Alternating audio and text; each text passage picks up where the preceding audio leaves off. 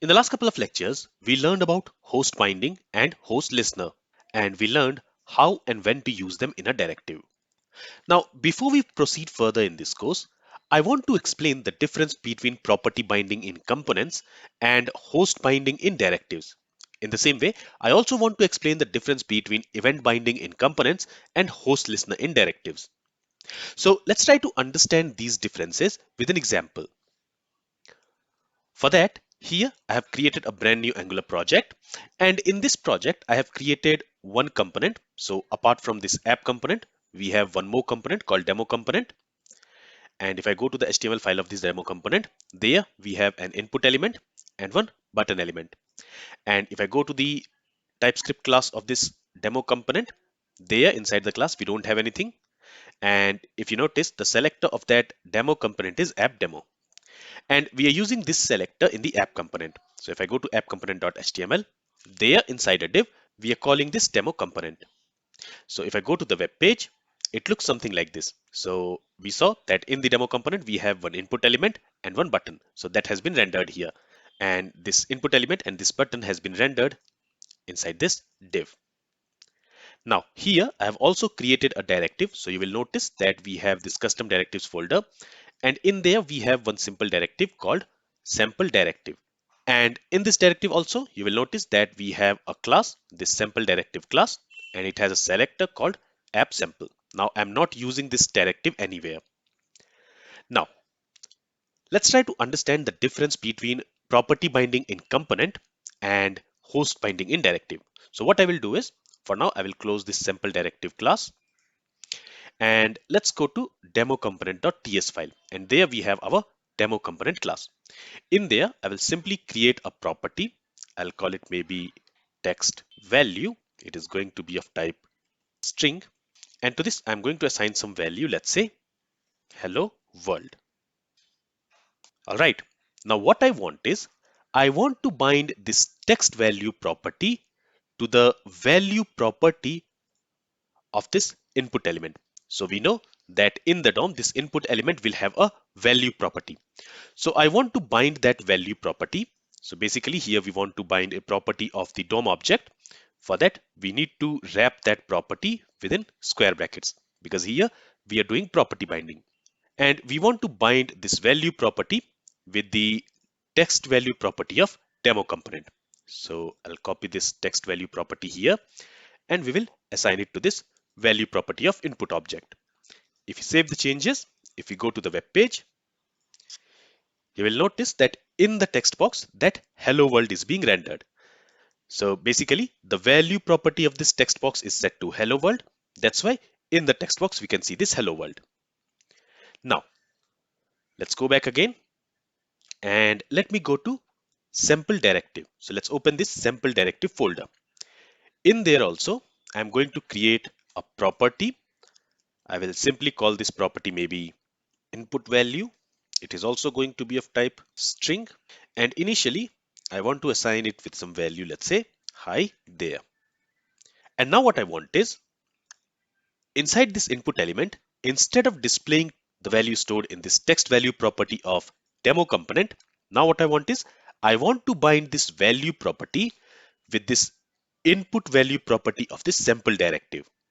Now how can we do that? First of all, since we want to use this input value property of this directive, first of all, we need to use the selector of this directive on that input element. So I will do that first.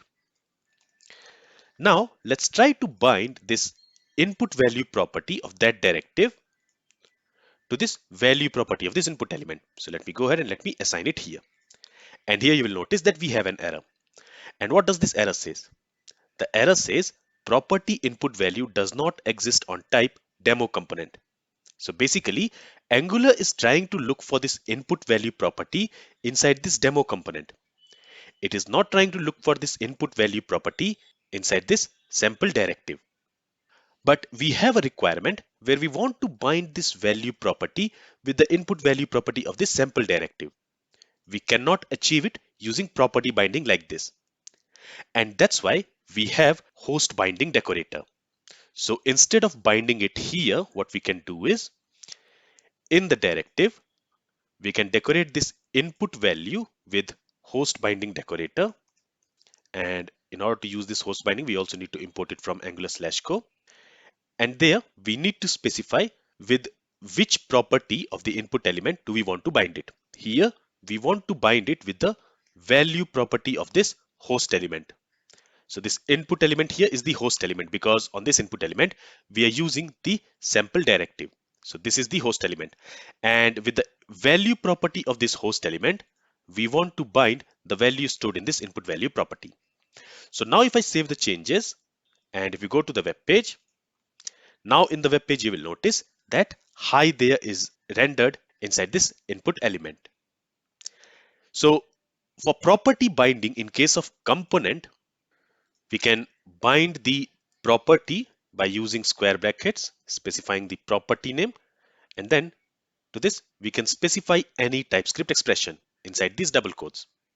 And here we want to bind this value property with this text value property of demo component. So this is how property binding works in component. But in case of a directive, we cannot bind the property of a DOM element like this. For that, we need to use host binding decorator. Okay, so this is the difference between host binding and property binding in components. Now let's try to understand how we do event binding in components versus how we do event binding in directives. So again, let's first go to demo component.html, and there I will remove this app sample directive for now, and I will simply go ahead and I will bind the value property with the text value property of demo component. Okay, now what I also want is whenever the focus event happens on this input element, for that I'm going to bind the focus event, and in case of components we can bind an event like this by wrapping it within parenthesis. To this, let's go ahead and let's assign a method, maybe log value, and let's go ahead and let's create this method in the component class. So whenever the focus event happens, we want to simply log a message. Let's say input has been focused, a simple log message. So this is how we do event binding in components.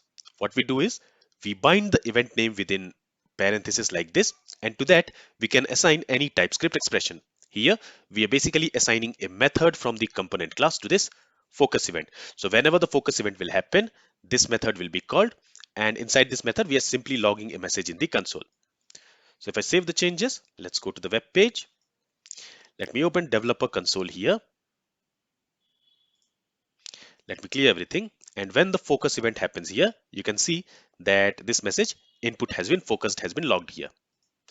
Again, if I focus, again that message will be logged. If I focus again that message will be logged. So every time the focus event will happen, this method will be executed and it will log this message in the console. So here we are basically handling the focus event on this input element. Now, if we want to handle the same focus event by executing some logic in the directive, we cannot use this event binding syntax where we are wrapping the event name within parentheses. We cannot do it like this. For that, what we need to do is, so let me remove this line from here and let's go to directive class. Before that, let me show you that since we have removed that event binding, now if I go ahead and if I focus inside this input element, nothing will happen. Okay, so now our requirement is whenever the focus event will happen inside this input element, we want to execute some logic inside this sample directive.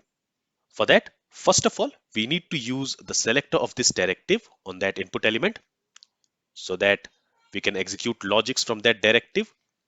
Okay, so when we are using this app sample directive on this input element, now this input element is the host, and now we can write some logic which we want to execute on this input element when something happens. So let's go to sample directive here. And now what I will do is I will create an event handler function which we want to execute. And I'm going to call this method maybe log message. Okay. And inside this log message also, I will simply copy this console.log statement from here and I'll paste it here. And here I'll say input has been focused from sample directive, just to differentiate it from the component class. All right. Now what we want is we want to execute this log message method whenever the focus event will happen on this input element. So currently if I go to the web page, if I click inside this, nothing happens, right? So what we want is whenever this input element is focused, we want to execute this log message method of this sample directive. For that, all we have to do is we have to decorate this method with at host listener. So here we have this host listener. We need to decorate this method with host listener decorator. So now this log message is like an event handler function, and we want to execute this event handler function whenever focus event happens on the host element. In this case, the host element is this input element. So whenever the focus event will happen on this input element, we want to execute this event handler method. So now if we save the changes and if we go to the web page, let me clear the console first. And when I focus inside this input element, you will notice that that message has been logged here. So input has been focused from sample directive. If I focus again, again that message has been logged here. If I focus again, again that message has been logged here. So this is how we can handle events using directives. Here we are handling event on this input element. We are basically handling the focus event on this input element by using host listener. But when we wanted to handle the focus event by executing some logic from the component class, that time what we did is we binded that click event by wrapping it within parenthesis like this, and then to that we assigned a method from the component class. So this is how we bind events when we want to execute some logic from the component class, and this is how we bind events when we want to execute some logic from the directive class. I hope it is clear. So this was a very simple concept which I wanted to cover in this lecture, because this is something which sometimes confuse beginners. Beginners do not understand the difference between property binding and host binding, and also the event binding and host listener. So I hope this lecture might clear your confusion on why do we need host binding and host listener. This is all from this lecture. If you have any questions, then feel free to ask it. Thank you for listening and have a great day.